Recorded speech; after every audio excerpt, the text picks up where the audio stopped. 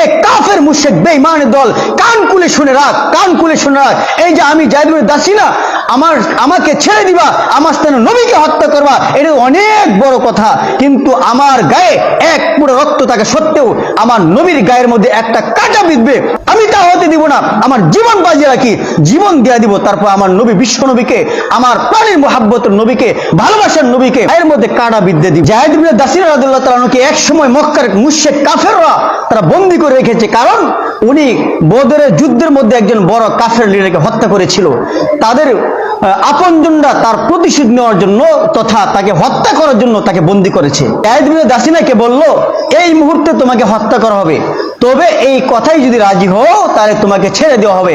সেটা হলো তোমার স্থানে মুহাম্মদকে হত্যা করা হবে আর তোমাকে ছেড়ে দেওয়া হবে। এই কথার যদি রাজি হও তাহলে তোমাকে ছেড়ে দেওয়া হবে। যায়েদ ইবনে দাসিনা এই কথা